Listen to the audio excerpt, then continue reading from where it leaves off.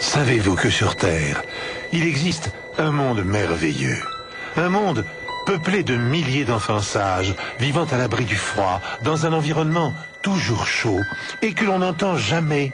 Un monde sans cris, sans pleurs, un monde sans console de jeu, sans télévision, sans marque, sans école, sans contrainte, sans bruit, un monde gratuit, un monde peinard. La couille. Now we come to a period that I call the battle for identity.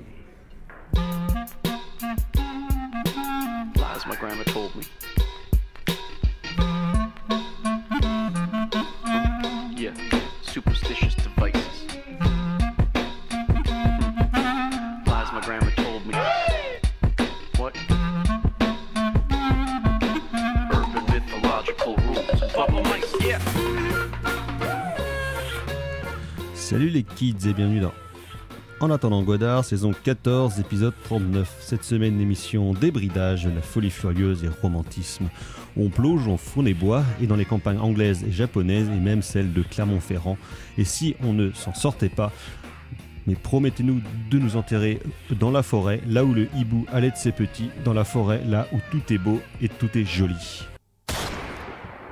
Eh oui, vous êtes bien dans En attendant Godard, l'émission de cinéma qui allait mieux que les autres. Et donc, on a entamé cette émission par une citation de la chanson Dans la forêt des Brochettes, fameux groupe, un duo belge des années 90. Et donc, de forêt, il en sera question, car nous avons parlé de plusieurs films. Pour commencer, une salve de 3 films qui viennent de sortir en DVD et Blu-ray chez Spectrum Film. Il y a The Taste of Tea de Katsuhito Ishii. Ensuite, Funky Forest, co-réalisé par Katsuhito Ishii, Hajime Ishime et Shunichiro Miki, ce dernier ayant ici réalisé Warp Forest, donc 3 films japonais bien fucked up comme nous allons le voir. Et ensuite nous parlerons de 2 sorties récentes au cinéma de la semaine dernière. Tout d'abord il y a Le Men de Alex Garland et ensuite Le Petite Fleur de Santiago Mitre. Et pour parler de ce jeu programme autour de cette table, il y a bien évidemment la fine fleur de la critique du Grand Ouest. À ma gauche, toujours à ma gauche, il y a carrément Floré. Bonsoir Thibaut. Salut Thomas, salut à tous.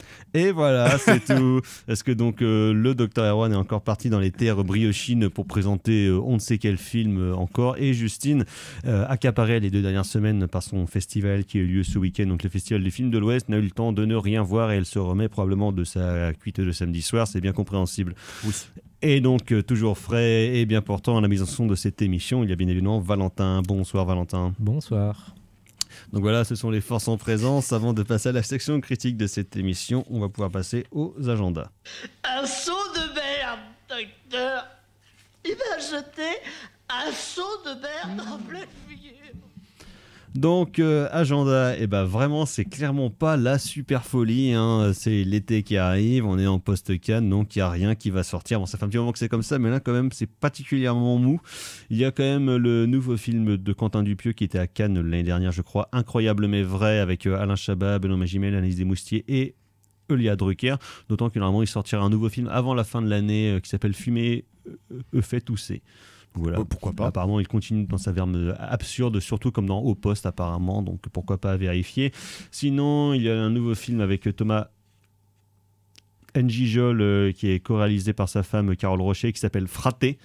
Donc un film qui s'inscrit dans le courant de la comédie française de la Corse exploitation. On avait en début d'année le permis de construire avec Didier Bourdon, et donc là c'est donc Thomas Njijol qui joue un Corse. Il apprend que son père meurt, donc il retourne sur sa tombe, et là il va découvrir qu'il a un demi-frère arabe, lui, donc évidemment ils vont se prendre la tête, ils vont pas être contents, c'est moi qui suis Corse, non c'est moi qui suis Corse, tout ça. S'en suivront une foultitude de quiproquos et de situations évidemment amusantes. Okay. Pourquoi pas, j'aime bien Njijol. Oui, moi aussi j'aime bien. Son précédent était plutôt sympa. Black Snake, que personne n'a vu, le film de super-héros noirs en Afrique. Voilà, il y avait des trucs marrants dedans. C'est un peu léger, mais bon. pourquoi pas hein. Ok. Sinon, il y a un nouveau film de Pedro Costa, je pense qu'on va rire, qui s'appelle Ventura. Ça n'a aucun rapport avec Lino, mais donc pourquoi pas. Ni Ace, Voilà. a priori. Et sinon, donc ça sort sur Netflix et étonnamment, il n'y a encore aucune promo alors qu'il y a dedans un des acteurs les plus bankable du moment et le metteur en scène qui a fait d'ores et déjà le plus gros succès de l'année, donc le réalisateur de Top Gun Maverick, Joseph Kosinski, qui sort son nouveau film sur Netflix ce vendredi, c'est Spider-Head avec Chris Hemsworth, Thor, et donc Miles Teller qui jouait dans Whiplash et dans Top Gun Maverick justement. Bah pourquoi pas. Pourquoi pas, Ouais. bon, c'est intriguant, un genre de film d'anticipation avec des taulards et des expériences qui sont faites dessus par Chris Hemsworth. Donc pourquoi pas, on en parlera peut-être la semaine prochaine. Donc voilà, c'est tout. Super. Information locale, j'ai regardé, il se passe rien.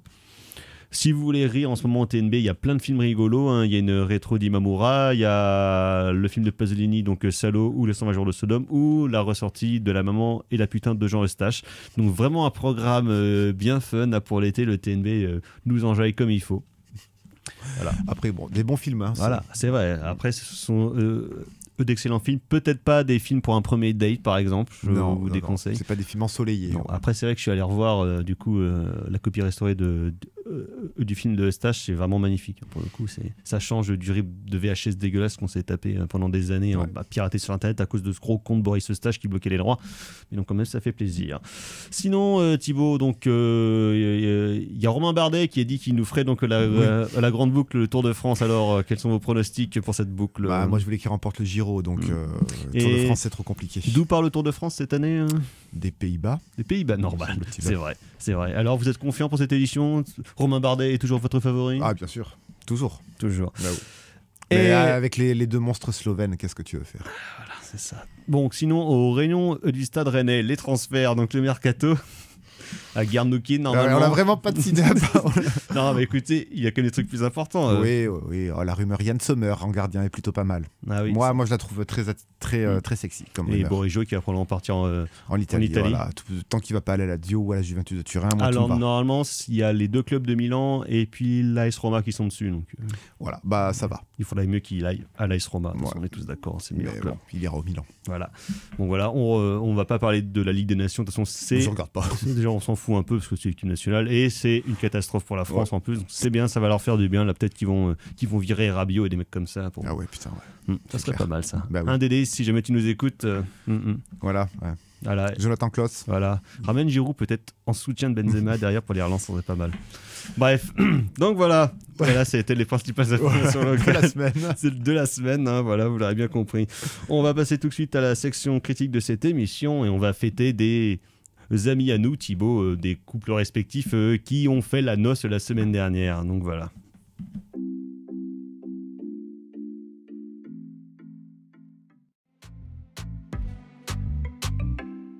Relativement.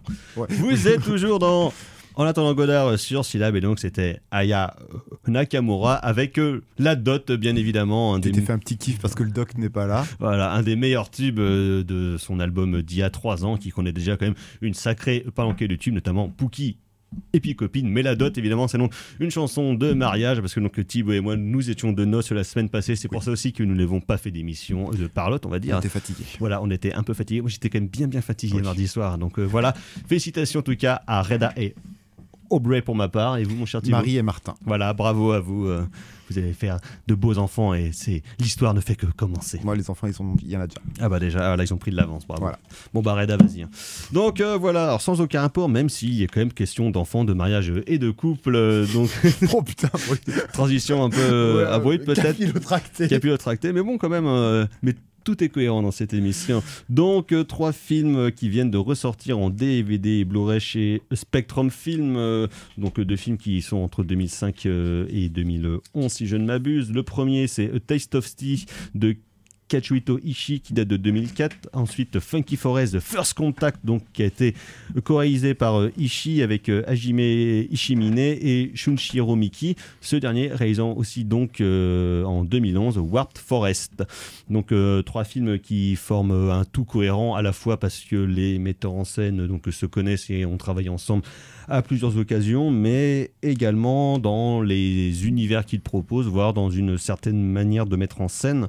On va commencer commencer, on va dire, dans l'ordre chronologique. Donc, A Taste of Tea de Katsuhito Ishii en 2004, qui est peut-être le film le plus connu du lot et aussi le metteur en scène qui est le plus connu du lot, qui est un réalisateur qui à l'époque était relativement jeune parce qu'il avait 35 ans et qui s'est fait connaître un petit peu après, on va dire, de façon plus large, notamment en Amérique, à cause de Kill Bill, car c'est lui qui avait mis en scène le segment en animation dans Kill Bill volume 1 sur la jeunesse de Oren Ishii, donc voilà, qui était une des meilleures parties du film, en tout cas une des plus graphiques, une des plus violentes en termes de mise en scène. Et donc The Taste of Tea, c'est son 3e long métrage qui avait été à la quinzaine des réalisateurs à Cannes, et qui donc nous parle d'une famille, avec les grands-parents, les enfants, donc ça se passe à côté de la montagne, donc près de Tokyo, et il y a à un moment donné la jeune de la famille qui voit apparaître son double mais géant. Donc voilà, elle va se trimballer avec lui dans la montagne et dans toutes les alentours du village, mais bien sûr on va suivre aussi du coup le restant de la famille, la mère, le frère qui a son premier amour, qui évidemment est un peu compliqué au lycée, et tout ce genre de choses.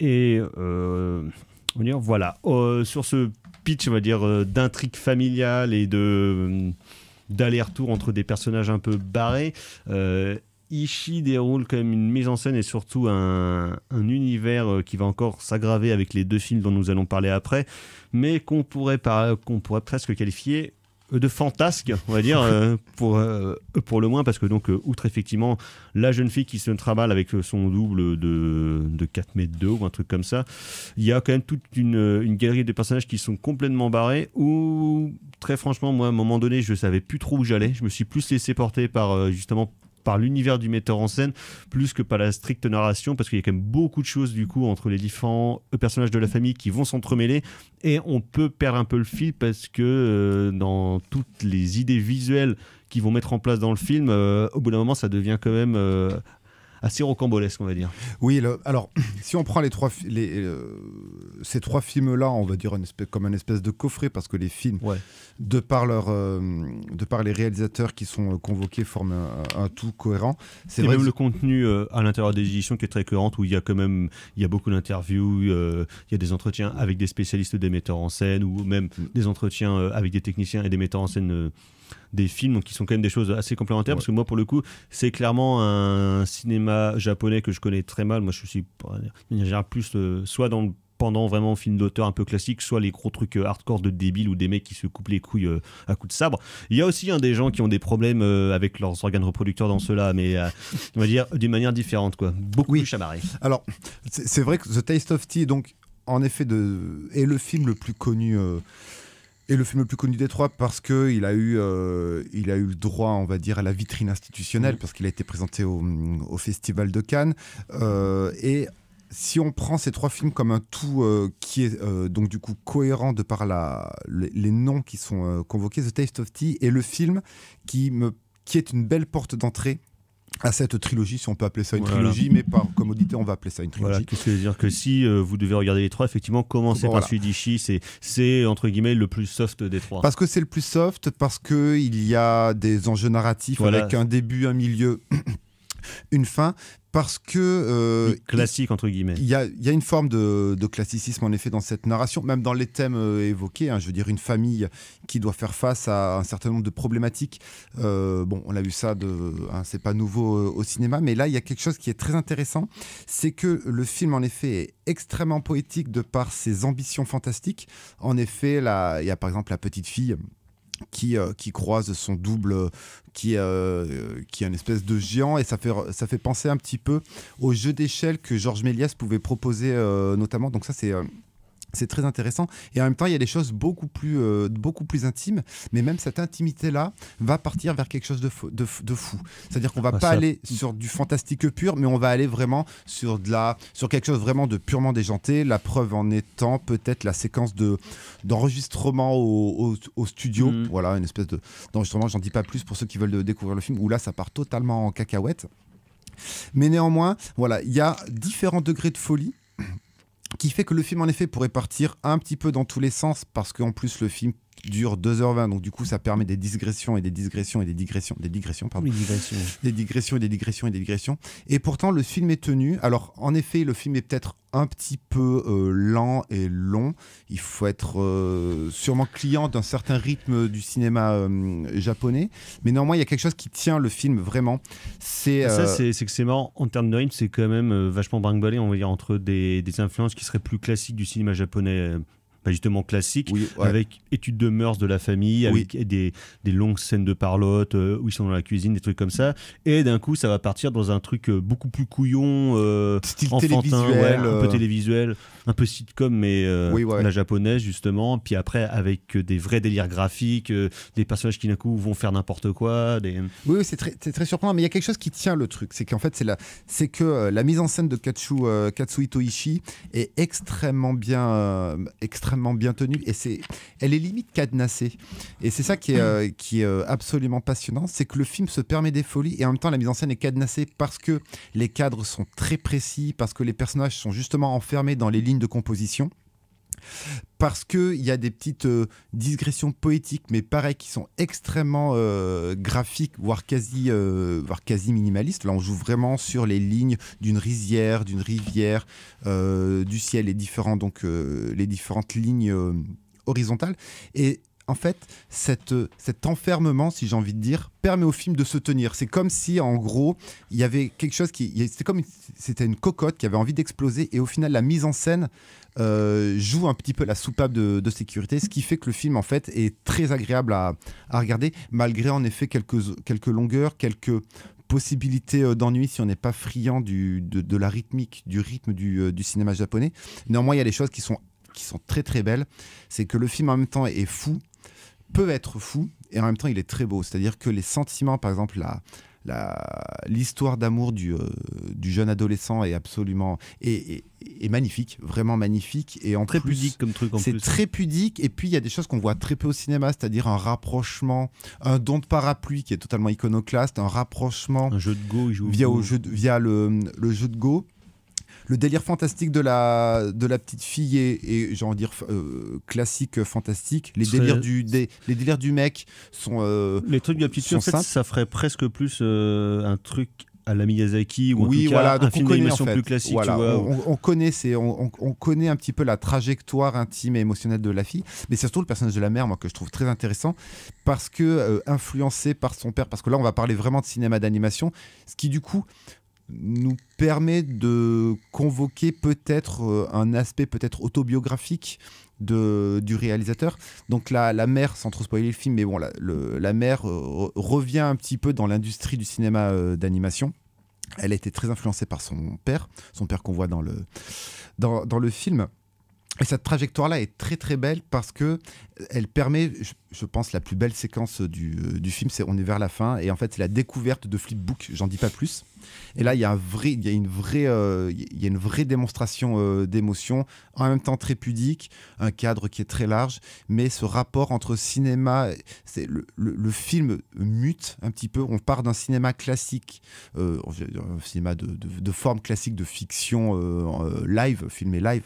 On se fait contaminer un petit peu par le cinéma d'animation, ce qui fait que voilà, le film, dans ce mélange des formes, dans ce côté fou et en même temps contenu, va relance permettre... le rythme, en fait. Ça justement. relance le rythme, et surtout ça nous permet, nous, de cerner ce que vont être les deux autres titres proposés par Spectrum. Mais The Taste of Tea c'est vraiment un beau film, parce que cette séquence des flipbooks est absolument magnifique, parce que la trajectoire du jeune adolescent est franchement est très très belle, et en même temps d'une pudeur qui est franchement bienvenue.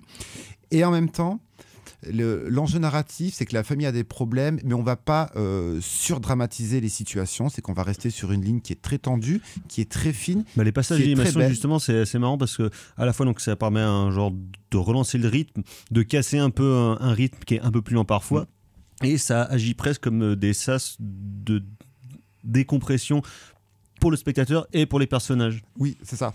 Donc voilà, c'est vraiment un très très bel objet, en fait. En plus, voilà, l'édition Spectrum, c'est toujours comme d'hab, le travail éditorial est absolument incroyable. Mais c'est une belle porte d'entrée sur 2 autres films qu'il a. Alors là, qui sont quand attention. même largement plus fucked up.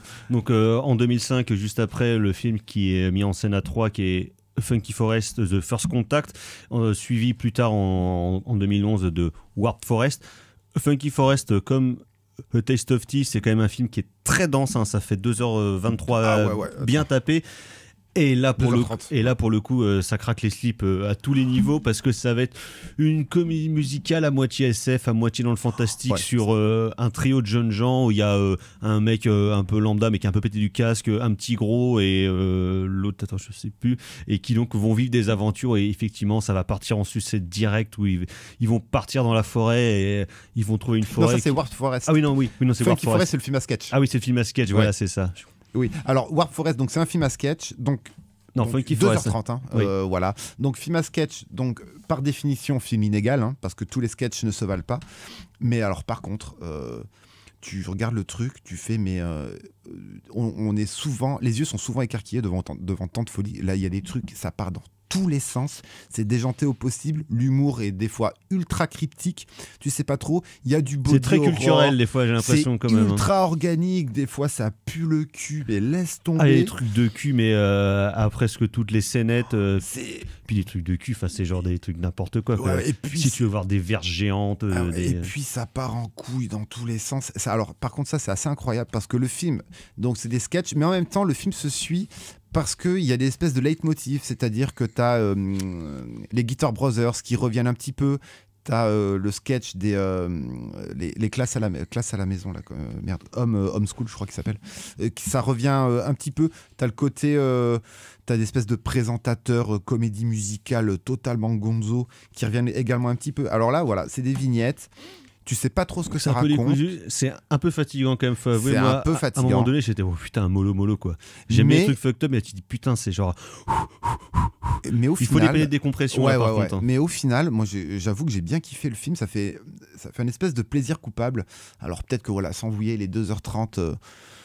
Alors que tu vois, je trouve justement que Warp Forest, donc, qui est fait en 2011 par Mickey, qui est justement un film qui est beaucoup plus ramassé, qui est un film qu'il a tourné avec quasiment Zopchat, quoi, un truc de 1h25 qui est beaucoup plus resserré, mais qui développe un peu la même folie créatrice et ultra débridée, où là on tombe dans une genre de forêt magique, hein, mais qui n'est pas l'île aux enfants, c'est plutôt l'île du cul, qui est encore à moitié SF, avec des meufs chelous, avec une énorme couille qui fait pousser des bites depuis sa grosse couille là, et donc avec des gens qui vont prendre des couilles, qui vont prendre des grosses bites pour se battre, qui vont balancer des jets liquides, qui vont faire des baisers baveux étranges. Il y a une espèce de fusil à sperme aussi. Oui, le fusil à sperme c'est génial, avec la meuf qui est en train de se balader dans les bois puis qui balance des grosses giclées au gars qui l'emmerde. Mais je préfère parce que ça, t'as vraiment l'impression que pour le coup c'est un délire de mangaka, mais que les mecs ils ont voulu faire en live, quoi, parce que t'as quand même beaucoup d'idées hyper fucked up qui en général sont plus justement dans le domaine du film d'animation, et que là ils transposent littéralement en live avec quand même des effets graphiques et organique qui fonctionne hyper bien. Enfin, le truc des beats qui poussent sur la couille, là, franchement, où genre la meuf les ramasse, t'es putain, mais vous êtes complètement starbés, les mecs. Quoi. Moi, j'avoue, j'ai rien compris au scénario, hein, je vais être.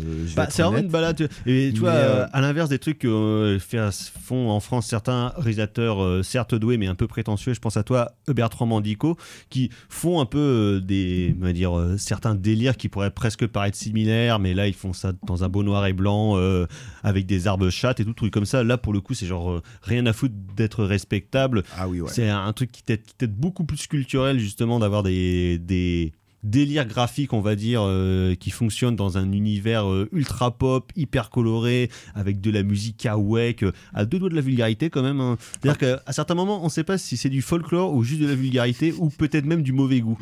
Mais finalement, qu'est-ce que c'est bon de mauvais goût quand même ? En fait, le Warp Forest, alors moi j'ai rien compris au scénario, c'est vrai que cette histoire, et puis il y a une histoire de triangle soucoupe volant, tu sais pas trop ce que c'est, machin, tu sais pas ce que c'est. Si c'est un triangle, c'est pas une soucoupe. Hein. Oui, oula, mais j'ai toujours été nul en maths. Mais ouais, tu sais pas ce que c'est ce film-là. Alors, vu de notre œil occidental, c'est un film qui est mal poli au possible, qui est irrévérencieux, Mais mais la danse au dos de la jaquette, je vois le dos de la jaquette et il y a une espèce de danse du bonheur ou je sais pas quoi là, c'est où c'est à la fin ils font une espèce de, moi j'ai pensé à Jesus dans The Big Lebowski là où ils se tiennent les boules. Ça comme ça. Voilà, ça c'est pareil, c'est comme Funky Forest, c'est totalement déjanté. Alors c'est plus court, mais j'ai trouvé, c'est des 3 films, j'ai trouvé le moins intéressant parce qu'il est quand même ultra cryptique. Oui. Donc, mais tu sens un peu genre une cohérence dans le cinéma japonais de l'époque, à la fois dans les trucs indé comme ça, ou même dans le cinéma de Miike, ou dans les premiers films de Sonotion, justement, où tu avais ce genre de délire qui est quand même sur la ligne de la perversité et du gros délire graphique, mais qui en même temps contient peut-être un discours sur la société japonaise. Après, c'est beaucoup de références qui sont culturelles en termes de musique, en termes de télévision, en termes d'actorat, qui, moi, je pense, me passent carrément au-dessus de la tête, mais qui par contre à voir sont quand même hyper agréables. Ah bah par contre c'est une vraie découverte. Hein, c'est comme quand tu vois les trucs que fait Kitano quand il est à la télévision, quoi. C'est comme complètement con. Enfin, c'est pas Anabi, voilà. C'est du niveau. C'est pas les têtes Kukujiro. Ouais, voilà, c'est genre des mecs qui se foutent un gros poisson dans le slip, qui veulent foutre des nouilles dans le cul et tout, et tu dis putain c'est genre Kitano qui fait les outrages et tout. Mais ça a toujours été la dichotomie du personnage aussi entre l'image publique au Japon et pour les Japonais avec les conneries qu'il fait à la télé et les films qu'il réalise justement qui au Japon sont pas pris au sérieux parce que c'est comme si Vincent Lagaffe faisait genre des polars ultra dark boy, tout. Oui voilà, après voilà l'édition de ce film là franchement elle est salvatrice parce que ça permet parce que Warp Forest n'est même pas sorti au cinéma au Japon.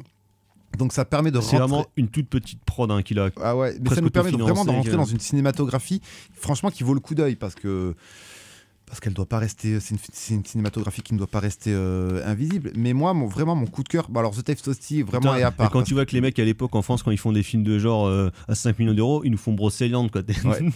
Autant The Taste aussi, voilà, il est connu, il est même ancré, j'ai envie de dire. Mais Funky Forest, pour moi, c'est pas un coup de cœur, mais c'est vraiment quelque chose qu'il faut regarder parce que, certes, c'est inégal, mais. Voilà, les leitmotifs sont tellement funky. Des fois, tu as l'impression d'être devant Class of 84 ou Class of 99. Mark Lester, quelle esthète. Tu as des trucs là, genre, c'est quoi le pique-nique des célibataires? Putain, c'est mortel ça. Voilà, après, ça dit. Bon, par contre, le pique-nique des célibataires, ça dit quelque chose de la misère sexuelle, ou ça dit peut-être quelque chose de la misère sexuelle de la société japonaise. Mais Funky Forest est vraiment fun parce que ça part dans tous les sens, parce que des films musicaux, il y a des ambitions, on va dire aussi dramatiques ou mélancoliques. Il y a de la pure SF, ça part en body horror. T'as l'impression que il y a beaucoup de nombril. Attention, je vais tenter une métaphore un peu peut-être hardy. T'as l'impression que c'est les buffets à volonté. Tu sais, oui, c'est ça. Oui, tu sais, quand t'en prends, tu sais, parce que c'est bon, je paye 15 balles, donc je vais manger. Je vais y aller, possible, et à la fin, t'as une petite indigestion. Mais t'es quand même content. T'es content et tu vas faire une sieste. Mais ça c'est clair. Voilà. Mais voilà, Funky Forest, franchement, ça vaut le coup d'œil parce que ça part tellement dans tous les sens que ça reste quand même incroyable, quoi. Après, les 3 films sont présentés par Fabien Moreau. Donc voilà. Qui est déjà apparu sur plusieurs éditions de Spectrum, qui parle beaucoup de cinéma japonais, de trucs un peu.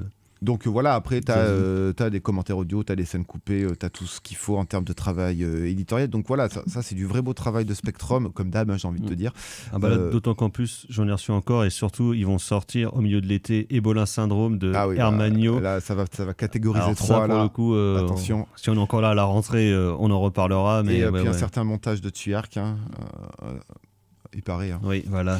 Certains grands mais films. Voilà, encore un travail éditorial incroyable, de films qui franchement valent le coup d'œil. Des trucs dont j'avais jamais entendu parler. Mais pareil. The Taste of Tea, oui, moi je connaissais. Je connaissais le nom, mais les 2 autres pour le coup. Mais voilà. Après, en termes formels, voilà, on est sur des choses un petit peu plan-plan. Les effets spéciaux sont pas toujours ultra maîtrisés, mais il y a des trucs quand même hyper inventifs, notamment dans les trucs physiques justement. Ouais. Et il y a une fascination pour le nombril.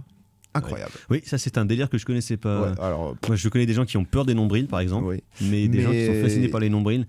Et puis il y a des potes qui s'insèrent. Alors il y a certaines convocations. Moi, il y a Cronenberg est cité en fait. Même moi je pensais à Existence des fois. Ah ouais, là pour le coup Cronenberg est ultra cité. T'as quand même des influences qui sont évidentes, mais qui sont pas du tout traitées de la même manière. Ah ouais, non, là c'est en mode. Je suis sûr que Cronenberg il aurait adoré foutre des beats géants chez lui. Ah bah sûrement. Voilà. Donc pour les fans de Cronenberg, d'un Cronenberg mal poli. Pop et ultra coloré et voilà, c'est bizarre. Mais après voilà. Donc voilà, donc c'est C'est, 3 films c'est qui le viennent de cinéma. ressortir chez Spectrum Film, The Taste of Tea, Funky Forest et Warp Forest, donc qui viennent de ressortir en DVD Blu-ray chez Spectrum Film dans de très belles éditions. On va passer à toute autre chose, dans un tout autre genre, et donc on va partir maintenant dans un monde d'hommes.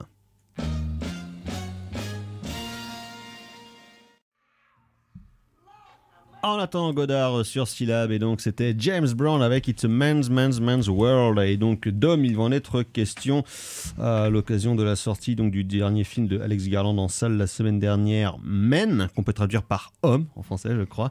Donc Alex Garland on le connaît suite à ses 2 premiers longs métrages, Ex Machina qui date de je ne sais plus quand, mais d'il y a quelques années, avec Alicia Vikander et Oscar Isaac, qui avait été suivi d'un film qui était diffusé sur Netflix, je crois, Annihilation. Annihilation, c'est sur Netflix, ouais. Annihilation, avec Nathalie Portman, et qui donc là revient avec son nouveau film où le rôle principal est incarné par Jessie Buckley, qu'on avait vu dans le dernier film de Charlie Kaufman notamment, Adieu Swant. Tout machin truc. To Die, je sais plus quoi, bref, ouais. qui était super bien quand même. Oui. Mais donc j'ai oublié le titre. Et qui donc là revient. C'est une jeune femme qui habite en Angleterre, à Londres, et qui est pas en grosse forme, hein, parce que donc son mari qui la violentait vient de mourir sous ses yeux. Il est tombé du haut de l'étage. On ne sait pas si il s'est suicidé ou s'il a glissé, parce que c'était un genre de pervers narcissique comme on dit, et donc pour se ressourcer elle décide évidemment, car c'est une bonne idée, de partir dans un cottage perdu dans la campagne anglaise. On sait évidemment qu'il ne se passe jamais rien dans les cottages de la campagne anglaise, hein, si par exemple vous avez vu genre Les Chiens de Paille, et donc là elle va tomber sur une galerie d'hommes principalement, qui ont tous la gueule de Rory Kinnear en fait, car je sais pas, c'est genre du deepfake en tout cas, il colle la tronche de Rory Kinnear sur tous les hommes qu'elle croise, ce qui donne effectivement un sentiment de inquiétante étrangeté. Ouais. Et donc il y a notamment un moment donné dans le premier tiers du film, quand elle part faire une petite balade en forêt, au milieu d'un tunnel, elle tombe sur un homme qui va se mettre à la suivre, et qui est quand même un ressort horrifique presque commun maintenant dans les films d'horreur, qui est un gros à poil. C'est-à-dire c'est un gros chauve qui la suit, qui est tout nu, qui est la bite à l'air, et qui va essayer de s'introduire dans la maison avant que les flics ne viennent l'arrêter, tout ça, machin. Et de là va se dérouler évidemment de nouvelles péripéties horrifiques, où le gros, la bite à l'air va revenir, mais aussi d'autres hommes justement qui vont pas venir arrêter de la faire chier dans son cottage pendant que sa pote à Londres lui parle en visio en essayant de venir la sauver. Et donc nouvelle production A24, toujours dans les bons coups, dans ce qu'ils appellent eux-mêmes le Elevated Horror, ce terme horripilant qui veut nous faire croire que les films d'horreur de maintenant sont beaucoup plus intelligents et réfléchis et plus beaux que les films d'avant, ce qui est quand même du bon gros bullshit. Et là, effectivement, avec ce film-là, on pourrait croire que Alex Garland se lance à pleine balle dans le post-MeToo, en montrant que l'homme blanc moderne est le mal du siècle, si je puis dire.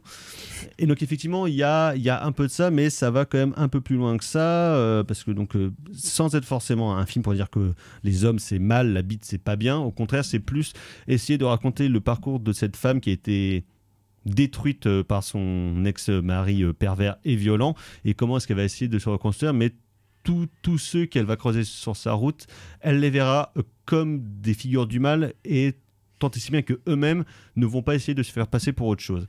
Donc, dans ce contexte narratif-là, Alex Garland, comme dans ses 2 précédents films, fait des choses formelles qui sont très belles, mais dont la symbolique est quand même très légèrement lourde, pour ne pas dire ultra appuyée.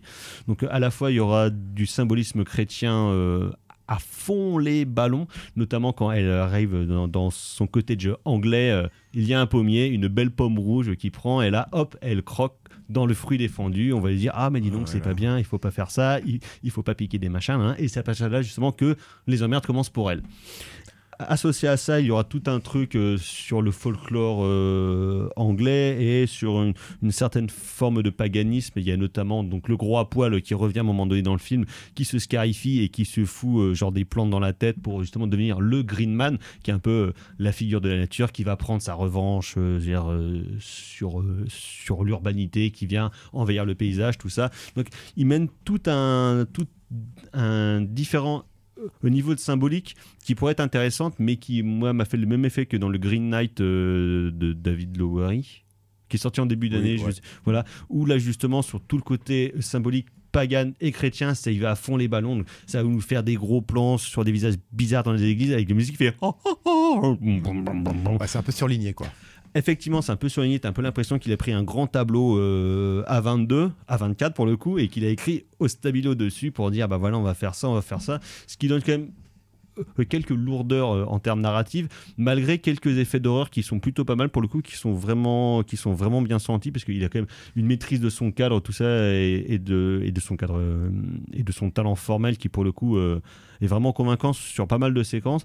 Mais là où le film devient le plus intéressant, c'est vraiment dans son dernier tiers, où ça va être en gros l'attaque de la maison par différents hommes, par différentes formes en fait, qui vont se métamorphoser avec des effets goraces que j'avais rarement vus et qui sont vraiment très bien faits. Et à un moment donné, le mec il se fait couper le bras en deux et après pendant tout le film il se balade avec ses bouts de bidoche, il pourra l'attraper du coup dans tous les sens, et ça agit comme un effet de contagion où finalement tous les autres hommes qui vont venir en fait auront le même problème au bras, de ce bras coupé en deux, et qui va se reproduire. Si on est un peu lourdeau comme Alex Garland, on peut dire que c'est la reproduction de la violence sociale des hommes qui se perpétue d'être en être justement, jusqu'à arriver à une conclusion un peu chelou pour le coup, que j'ai pas trop compris. On essaye t'as l'impression que Alex Garland essaie finalement de réparer le traumatisme de cette femme-là en revenant à un genre de un statu quo finalement qui est assez étrange. En tout cas, moi je l'ai vu comme ça, et ce qui m'a paru un peu chelou. À la fois une acceptation, on va dire, de sa condition de femme dans un monde de merde, tout en essayant de ménager la chèvre et le chou, ce qui est un peu étrange. Alors que le restant du film avait plutôt tendance à aller, on va dire, dans le sens inverse, on va dire, à justement plutôt prendre le parti de la femme, alors que là, on a l'impression que ça revient à un truc presque plus doux, où finalement, il va accepter le fait que les hommes qui l'entourent sont que des merdes, et que bon, bah, on va faire avec. Et finalement, c'est pas si grave, parce qu'il faut apprendre à vivre en société, même si les autres qui t'entourent, c'est des fils de pute. C'est un truc assez étrange, quoi. Alors que, d'accord, ouais. Voilà. En tout cas, c'est une conclusion qui m'a paru assez étrange au milieu d'un cadre formel qui est très beau, mais comme je le disais, qui a bien appuyé à tous les potards partout, quoi. Bah, c'est le problème avec Garland, c'est qu'en fait, tu sais que le mec, il maîtrise sa caméra, il maîtrise ses effets, mais que on a beaucoup parlé de boursouflé, de boursouflure récemment, et en fait, avec Robert Eggers, ouais, c'est un peu le même parce problème. qu'Annihilation m'avait fait cet effet-là un petit peu, qui était plus un film de SF. Ex Machina, j'avais plutôt trouvé ça sympa. Je trouve que c'était la froideur était très intéressante, la thématique était très intéressante. Annihilation, voilà, j'avais trouvé peut-être un petit. Ouais, c'est un poil chiant aussi. Un poil chiant, ouais, peut-être. Ouais. Puis il y a toujours Nathalie Portman qui chouine. S'il n'y a pas une scène où elle pleure, elle prend pas le film. Hein, c'est incroyable. Hein, j'aime bien Nathalie. Mais non, mais moi aussi, mais il faut qu'elle arrête de chialer tout le temps, qu'au bout d'un moment. Et là, bon, bah. Voilà, il faut y ouais, déjà rien que le truc Elevated Horror, moi ça me. Ouais, c'est n'importe quoi, mais bon. Ne sort pas les yeux. Là, d'ailleurs, on a vu que le prochain film de Ari Aster fera plus de 3 heures. Non. Alors, nique sa mère. Bah, hein, tiens, parce voilà. que... Ça, c'est de l'Elevated voilà. Horror, ouais. Moi, je me suis tapé les 2 premiers, c'est bon. Hein, moi, j'ai vu Midsommar en version longue, ça suffira. Putain, ça fait quoi? Ça fait 3 heures, ça aussi? Je sais plus. Déjà, quand ça, le truc, il fait 2h30, j'étais putain, mais alors moi, je te coupe 1 heure, là, je te coupe même 1h10, là, je te fais un truc beaucoup plus efficace. Combien de temps ça dure, Massacre à la tronçonneuse? Ça dure 1h25, quoi. C'est très bien, ça, regarde. Ça. Voilà, c'est ça qu'on veut. De toute façon, on le répète, hein, c'est quand même le mal, hein, c'est les films qui sont beaucoup trop longs pour à côté pas grand-chose. Pas grand-chose. C'était Guillermo del Toro qui a raconté ça à la sortie du premier Hellboy dans Mad Movies, parce qu'on disait, ouais, le film est plus court que certains films de super-cible actuels, parce qu'il faisait 1h45, un truc comme ça. Il fait, bah, c'est normal, en même temps, je fais un film de super-héros. Je vais pas prendre. Je fais pas le dernier Empereur, quoi. Donc du coup je fais un truc court, un truc ramassé, parce qu'il n'y a pas besoin de prendre 3 heures si on fait des trucs qui sont en termes thématiques légers. Bah oui, t'es pas en train de faire le Parrain 2, quoi. Voilà, exactement. Donc, voilà, apprenez la concision, les enfants. On aime bien les films longs si c'est intéressant, si ça raconte des choses.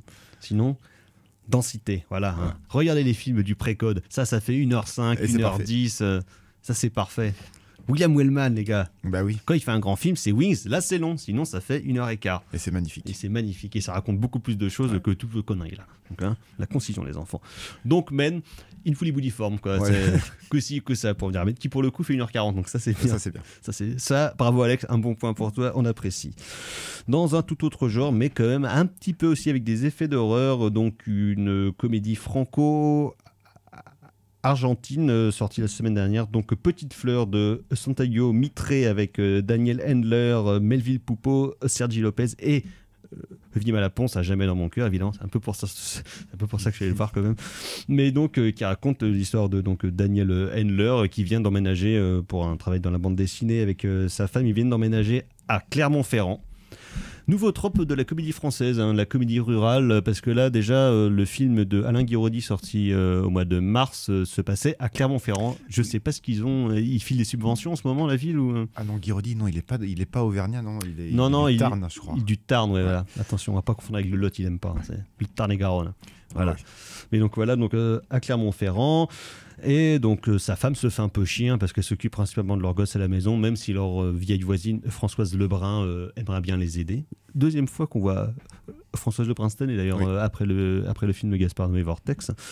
Et donc un jour elle va retrouver du travail comme journaliste, et donc lui qui est mis au chômage va devoir se retrouver à s'occuper du gosse, et à un moment donné il a besoin d'une pelle, donc il va voir son voisin, incarné, ou plutôt je dirais surcabotiné par Melville Poupeau, qui est très content d'être là, qui joue, qui vit dans sa grande maison avec sa moustache et qui écoute du jazz et qui boit du bon vin. Et donc les deux, ils vont passer une première après-midi un peu chelou, au terme duquel donc Daniel Handler va le tuer. Parce que pourquoi pas, quand t'as un voisin chiant, c'est un peu la bonne solution, surtout si tu veux lui prendre sa pelle. Donc il le bute à coups de pelle. Sauf que quelques jours plus tard, qui il revoit dans la rue? Melville Poupeau qui revient. Et donc il retourne le voir un après-midi. Pareil, il repasse un après-midi à boire des coups, à écouter du jazz, il le retue. Et donc il va aller voir tous les jeudis et il va à chaque fois le tuer d'une manière différente. Donc avec un petit dessin de bouteille, il va l'étrangler, il va lui foutre la tête dans le four, des choses assez variées. Et pendant ce temps-là, Vimy Malaponce, elle, qui est pas en grosse forme, va se mettre à la colle avec un genre de psychomage qui est incarné par Sergi Lopez, qui j'ai l'impression nous fait une parodie de mon ami Alejandro Jodorowsky, justement, un peu de la psychomagie où il faut toucher les corps, il faut se frotter pour aller mieux, tout ça, nanana. Donc Daniel Handler, il se dit que bon, quand même, il est bien sympa, le gros espagnol, mais il est un peu relou, quoi. Il faudra peut-être qu'il arrête genre de dire que ma femme, elle est super cool, d'aller au restaurant avec elle. Donc ça va être la crise du couple, évidemment, qui va être mis en scène là-dedans, avec évidemment quelques d'autres rebondissements avec Melville Poupeau et puis compagnie. Donc de ce pitch, Ça a l'air bien, ça. c'est plutôt sympathique. Effectivement, je m'attendais à pas trop rien. Donc, comme je le disais, en tant que esthète, j'y allais principalement pour Vimy Malaponce, qui est très très bien dans le film d'ailleurs. Mais d'ailleurs, tout le monde le joue comme des brutes.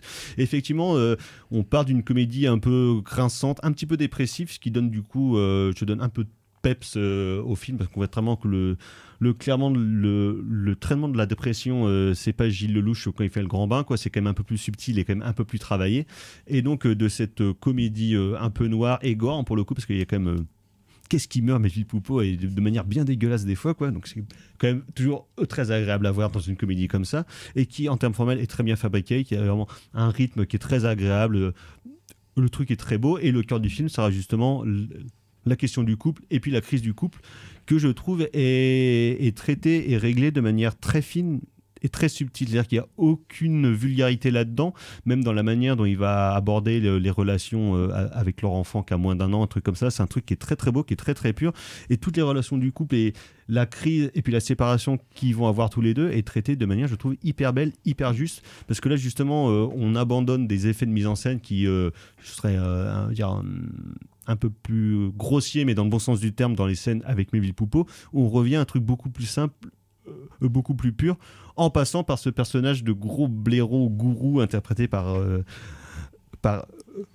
Sergi Lopez, qui est très content de le faire, invisiblement, mais parce que tout le monde est très content justement de jouer une comédie qui est un peu grinçante et qui est bien écrite, avec des beaux dialogues. Donc c'était pour le coup une vraie belle surprise, quoi. Ah oui. En m'attendant un peu à rien, finalement, c'était une genre de comédie française, parce que le metteur en scène, il est d'origine argentine. Il est argentin, d'ailleurs, je crois. Donc, du coup, effectivement, ça ramène un peu un côté un peu différent à toutes les comédies de merde que je me suis tapé dernièrement. Là, croyez-moi que ça change. Hein. Oui, ou les comédies parisiennes. Voilà, c'est ça. D'autant que c'est pas strictement juste une comédie. Il y a des effets comiques plutôt qui sont assez bien vus, mais mêlés pour le coup avec un vrai cœur qui fonctionne, quoi.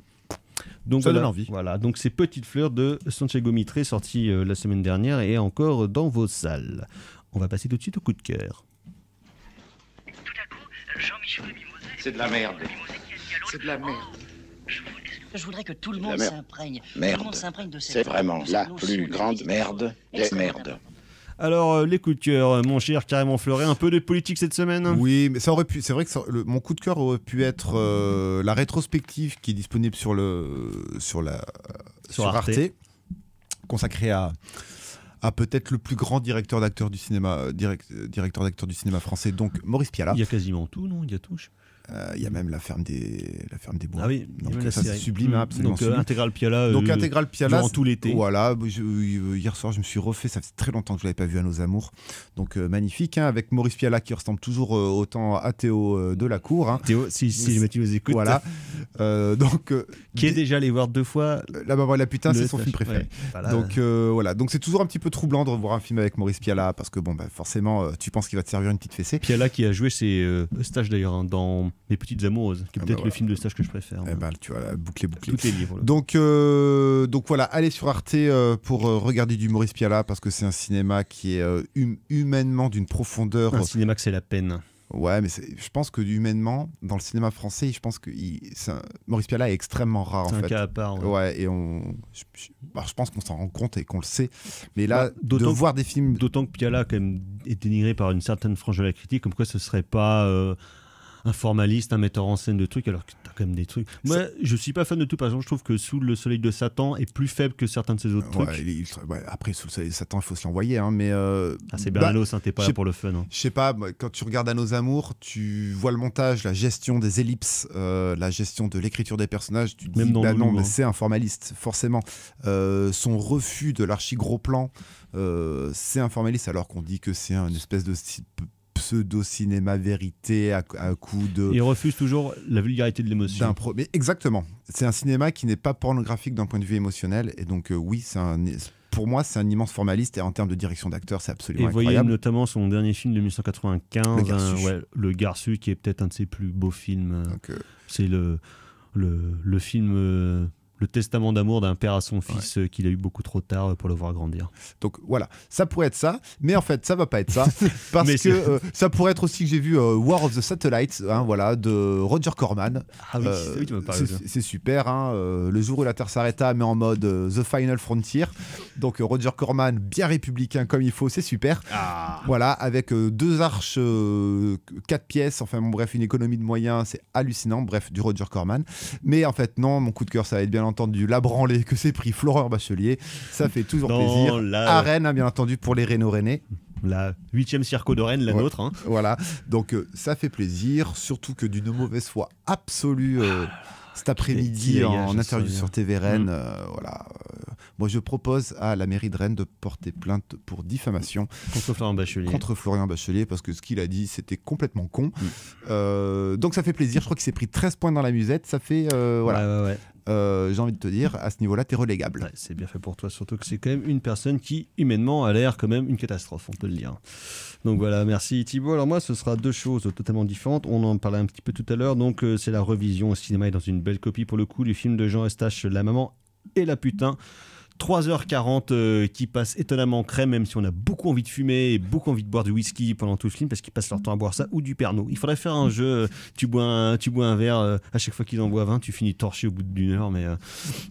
Donc voilà, ça a déjà été beaucoup parlé et beaucoup discuté, mais donc un film qui est invisible de manière légale, on va dire, pendant longtemps, hors festival et hors projection dans les cinémathèques. Mais donc le film de Eustache ressort enfin dans une belle copie restaurée. Ça nous change du rip des Vachès pourri qu'on s'est tapé pendant 20 ans. Et donc effectivement, j'en parle un peu avec Thibaut tout à l'heure, c'est plus que les films de Nouvelle Vague, les films de Romer ou de Truffaut, c'est clairement la plus grande influence de tous les cinéastes français qui sont venus après. C'est un peu le film prototype du du film d'auteur français, mais sauf que Stache est beaucoup plus malin que ses suiveurs. Et c'est-à-dire qu'à la fois, il fait le film français type et il va passer après 2 heures à le tailler en pièces systématiquement, et notamment son personnage principal, interprété par Jean-Pierre Léaud, qui est totalement dingue dedans. Enfin, il est toujours dingue, Jean-Pierre Léaud, mais là-dedans, il est particulièrement prodigieux, avec des dialogues ultra littéraires qui sont pas faciles et qu'il arrive à sortir avec une grâce, une élégance qui est absolument folle, quoi. Donc ça passe au TNB Arena, hein. Ça cartonne à Paris, partout dans les territoires, ça marche pas du tout, hein, pour le coup, la ressortie de La Maman et la Putain. Alors que les mecs se font chier à aller voir des Marvel qui font 3h30, par contre, quand faut voir un film où il n'y a pas d'explosion, tout de suite, il y a moins de monde, hein. Donc voilà, ça passe au TNB Arena. Et dans un tout autre genre, c'est de la musique. C'est le dernier single, le DJ Snake, Disco Maghreb, 2 minutes 30, absolument merveilleux, où il clame son amour du rail en le mêlant avec ses beats à lui, et c'est enthousiasmant au possible. Donc voilà, si vous voulez pour vous enjailler tout l'été, Disco Maghreb de DJ Snake.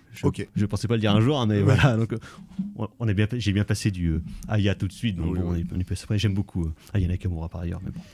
Bref, on va s'arrêter là. On se retrouve donc la semaine prochaine pour parler de plein de choses forcément formidables, ou pas peut-être, ça dépend de ce qu'on va voir.